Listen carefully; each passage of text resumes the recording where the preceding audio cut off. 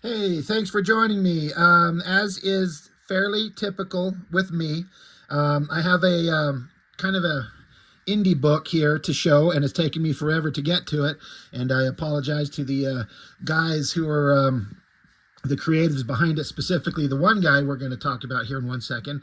Happens with everybody, and I apologize to everybody every time I get this out there and show it. This is a little bit different from the kind of like standard, like this is an indie book from a single creator who made his own thing. Um, Although it is something that sounds vaguely familiar to me, but I don't really know anything about it really. So Bill Willingham, the Elementals. That name is very familiar. The Elementals is kind of familiar, but the whole concept is not something that I really know anything about. But there is one person here who definitely knows about it. I'm looking in the credits here, but this is Michael Fitzgerald Troy. This gentleman has a YouTube channel. He covers comics. He's got some great interviews with some people in the industry. And I've showcased one of the collected books that he's put together, the Big Bang comics, I think it was. God, I'm sorry. I don't do any research beforehand. But so these are characters that were owned by this Bill Willingham, and as I understand it, he's allowed them to go into kind of public dominion. And Michael Troy here, he wanted to put together a book because these were characters that, as I understand it, he adores and appreciates and likes, and they connected with them. And so he's got this great kind of drive to put together these tribute books.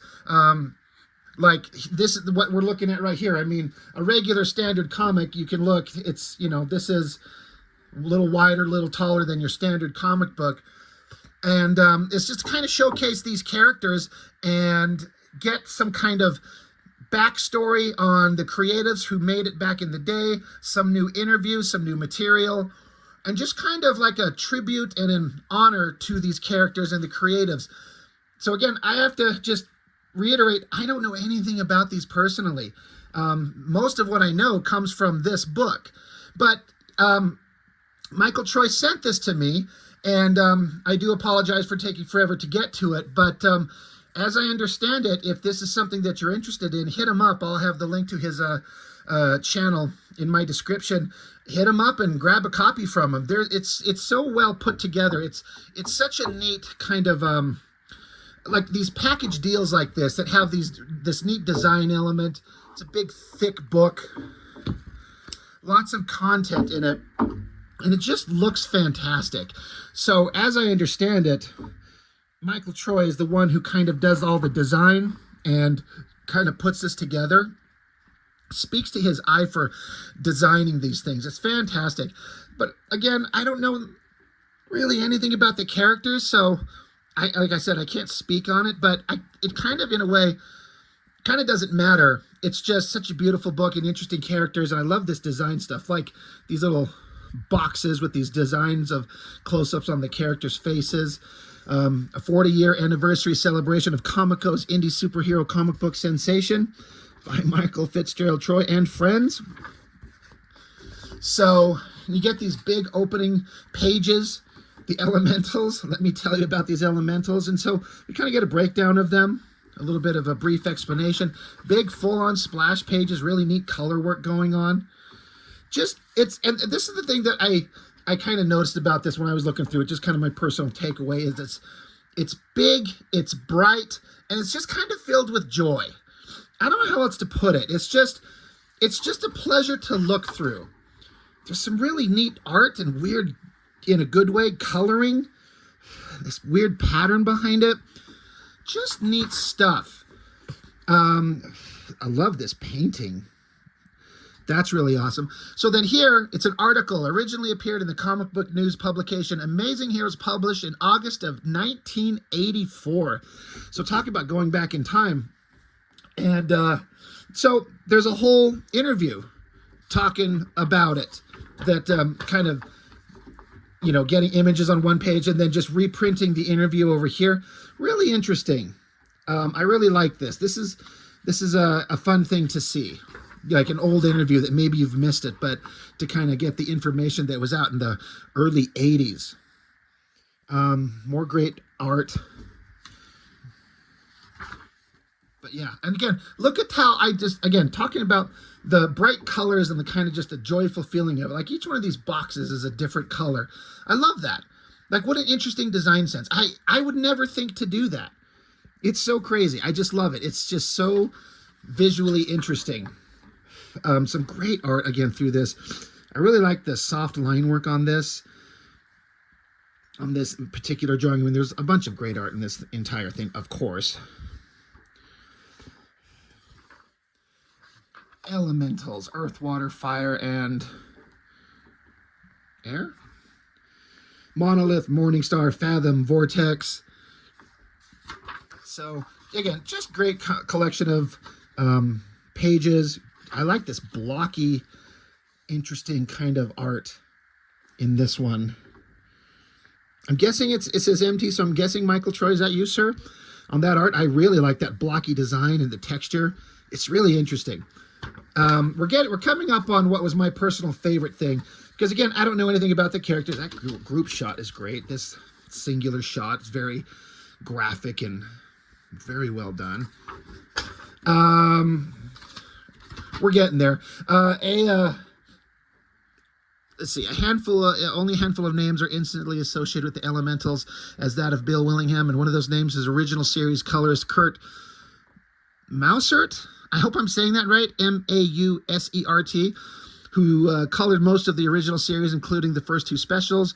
I was tickled pink when Kurt agreed to write a little reminiscence about the early days and his association with the series. Without further ado, in his own words. So how awesome would that be? Like, you want to put together this book as a tribute, and you get some of the original creatives to sit down and write something for you. Let's see. Yeah, there was a really interesting part here that I thought was really fascinating to read. So this Kurt Mausert, he says, when I was living in LA and working for a nonprofit publisher, I decided to try to learn to color comics. I wrote to two of my favorite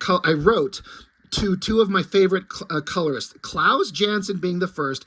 The other colorist will remain nameless as she didn't answer my letter. But Klaus wrote back with a multi-page handwritten explanation of the coloring process. Even better, he offered to teach me through the mail. He lived in New York City. He sent me recent color guides to study, which he had done for Daredevil. He was working with Frank Miller as an inker and a colorist on Daredevil at the time. I studied them, sent them back, and sent him some of my work. He helped me understand what worked and what didn't by critiquing my samples. He was so kind. We didn't know each other, yet he was helping a total stranger just because I asked for some advice. I am in his debt. What a fantastic story. I mean, Klaus Janson. I mean, he's like this unbelievable legend now. At the time, I don't know. I have to imagine he had at least a good amount of respect, I would imagine. But to just get a letter in the mail from somebody saying, hey, I kind of want to know how to do this. Any chance you'd help me out? And he, like it says, he writes him a multi-page handwritten explanation and offered to kind of teach him back and forth about how to do this stuff. That is like heartwarming, awesome shit. I just love that. That is fantastic. Love hearing stuff like that. And then you get the color guides, I guess it would be. Coloring in comics in the old school methods is one of those things that I don't really understand. I mean, I do kind of get it. There's these notes of, you know, a handwritten note and then like a 20% this and something that to kind of give the color tones that you want. You mark them up. It's fascinating. It's interesting. And I have no idea really how it's done. That's one of those things, the old school coloring process. Like I get it today. It's all computer coloring and just you got to know how to color. You need to know color theory and all that type of stuff. But the actual methods back in the day, coloring it by hand, and I don't know, fascinating. More great pages with, I guess, the color guides. And they talk about the letterer, Brab Pinaha. I hope, God, I'm always worried I'm butchering these names. So that's awesome right there. Talk about the letterer. More interesting art. I love this coloring, this kind of art. It's so different from the norm of kind of a comic book standard thing. Um, yeah, I don't know how to describe it. I don't have the words to kind of describe how neat that is. There's just something about that graphic design that's really cool. That's a great shot right there of the characters as well. Of course, there's kind of a Fantastic Four thing going on, like thing, a person on fire. You know, there's some kind of element to that. The elementals. And I don't really understand it specifically. These were the things I was most interested in, just as a guy who draws comics by hand on paper with pencil and ink myself. I don't do anything digitally.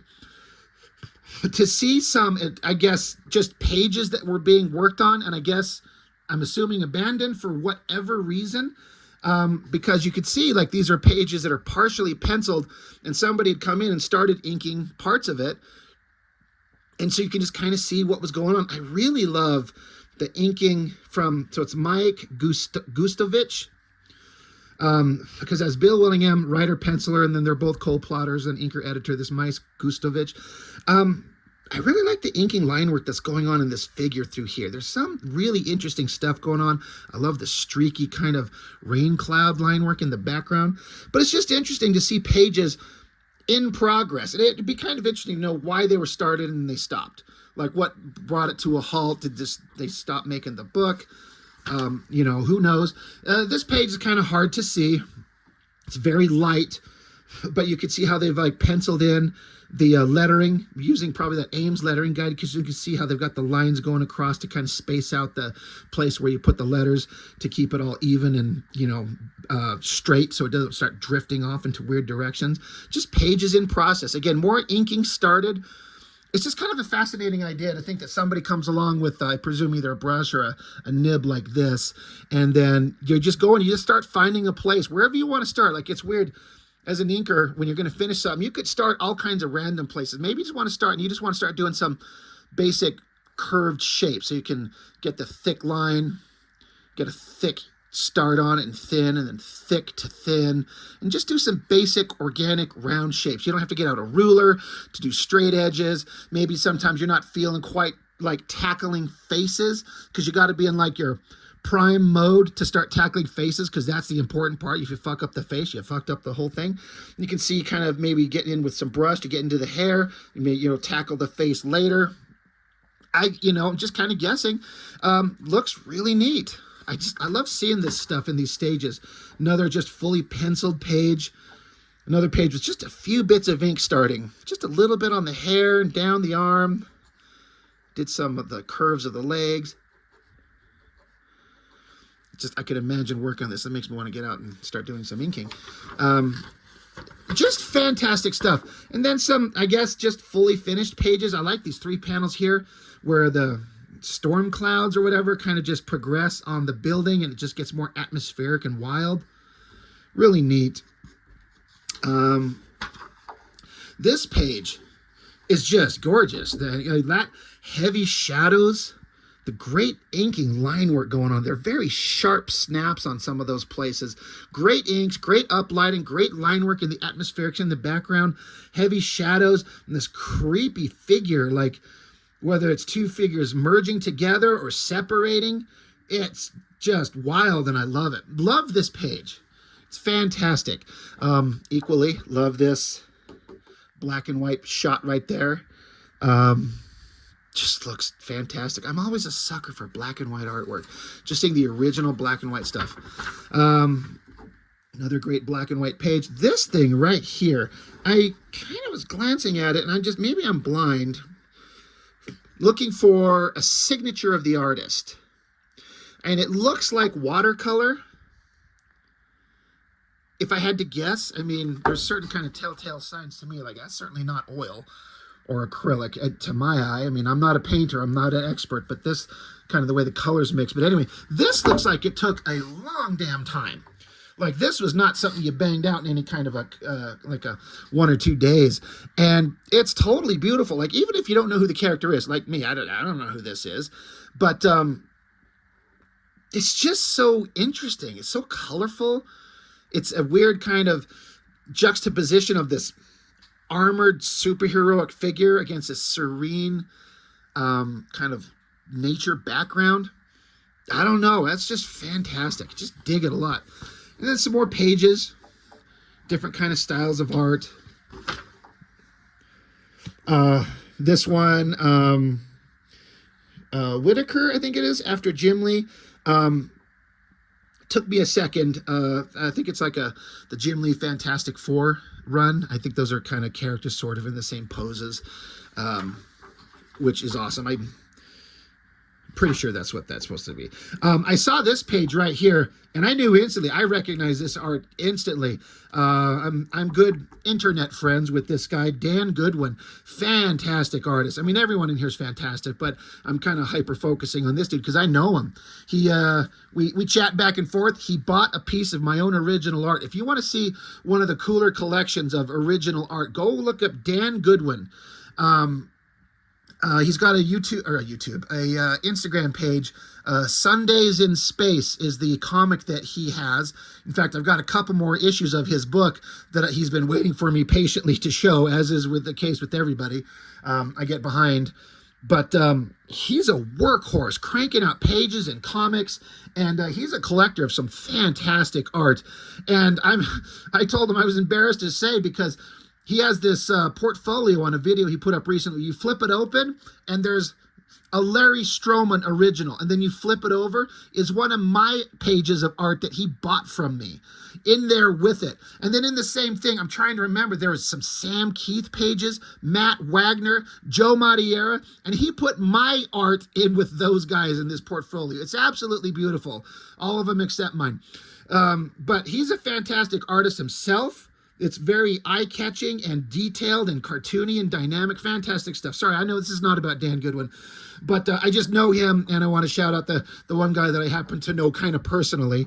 But all the artwork in this stuff is interesting. I feel like everybody who put in artwork in this is really giving it all. This one's fun. I really like this figure right here. Then the big muscle guy in the background, the guy's kind of twirled around him. It's really neat looking. Looks like another Amazing Heroes interview. Again, there's the original cover, and then, all the information that's in there from an interview. So again, you get all the information from back in the day. So in terms of a tribute book, what a great thing to do. Just put in old interviews that existed so people can kind of get caught up on modern day with what they were talking about back when the book was being made. Fantastic stuff. Oh, again, more just fun colors everywhere. I like that one. It's really graphic and strange in the good way. Instantly recognized the kind of a Dark Phoenix John Byrne homage there. Very cool. This one I recognized as a Jim Lee Fantastic Four.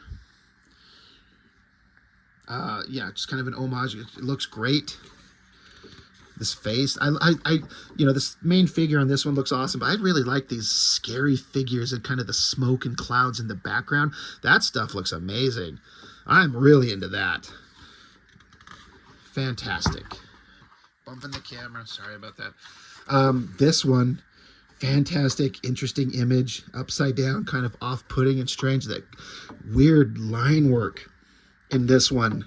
And again, when I say weird, I mean that in a good way, but just however they get in there and do these interesting textures in the shadows of that figure. Fantastic. Just more big graphic shots of all these characters. Really neat.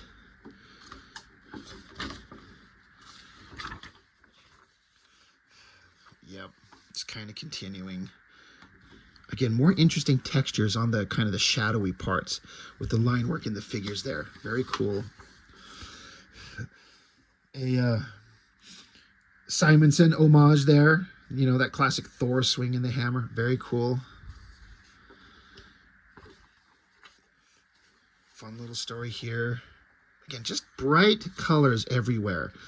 Whoever, I don't know if it was one person that chose the colors on this. I'm just looking at the credits here.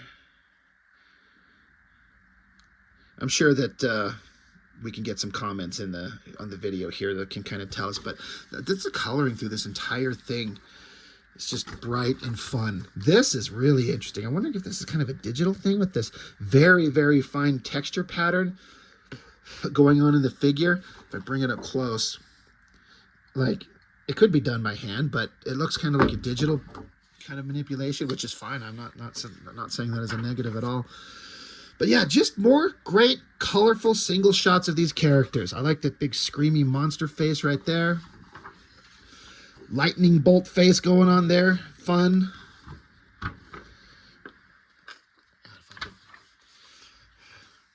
And just more of it. Just look at this. Just fun art everywhere. It's got kind of even like a, if it was intentional, like a dot pattern. Probably doesn't show up on the camera at all. I can see it. Some really fine dot patterns, kind of looking like old comic book printing methods. And then something from Michael Troy, dated last year, 2025, talking about what's going on here. Just kind of his explanation of what it is and why he did and how he did it. And it's awesome. That's just super awesome to kind of get a backstory of what's going on there. Really love this shot. The monster guy looks fantastic. I really, really like the face on that girl there. That's really neat. This one's fun. Very cartoony, and like that a lot. Oop, skip the page. More text, more art. Another great shot. Again, credits right here. And then just more art in the end. This is very fun. I like this simple, quiet, serene, like sun going down in the distance with the coloring. And then this guy just kind of taking off into the air. It's fun. A really neat tribute book. Like, this stuff is fascinating. You have someone who's just a fan and wants to make a special book to put out there for the real true fans of this type of stuff. People who know the work. And a book like this with a modern technology and things at our disposal where we can use social media and stuff like that to be interconnected with people and connect with people you would never have the ability to find otherwise, or it'd be very hard. And the ability to create art and share back and forth, and then printing places to make books, and then to put out there as a crowdfunder to get people to send money in. You can make books like this when the big publishers, no one else would give a shit because there's no money in it, but just little people who, when I say little people, I mean just the fans, not big corporations, where you can decide to put something together like this. If you have the heart and the passion and the drive, you could make a tribute book of something like this and create a thing that people out there would want that never would see the light of day otherwise. So these are really neat. This is fun. So Michael Troy, you're a master at what you do, my good sir. It's fantastic. It looks really good. What an honor this guy, I would imagine, to honor this guy's work, the characters. Again, I don't know anything about him. It's all new to me, but I get it to a certain degree. It's fantastic. It's beautiful. So if this looks like something that you'd be interested in as a, viewer of my channel, if you know anything about the Elementals, hit up Michael Troy and grab a copy from him. It's really neat. So just wanted to throw this up on the channel. Just share it. I had a lot of fun looking at it. So again, Michael Troy, thank you for sending this to me. It was a surprise, and it's very kind of you. Thank you. And it's a hell of a work. It looks absolutely beautiful. Because I assume that you're the one who did all the design work on this. I mean, it says it's by you. Obviously, you have some artistic contributions from all kinds of other people. God, if I could just flip over to this last goddamn... There we go. Yeah, I'm just kind of assuming that Mr. Troy, that you kind of did all the design work and put this together. It looks amazing. You're definitely a master at what you do. This is fantastic. It's beautiful. So anyway, that's all I got for this one. So as always, everyone, thank you for watching. I appreciate it very, very much, and I'll see you next time.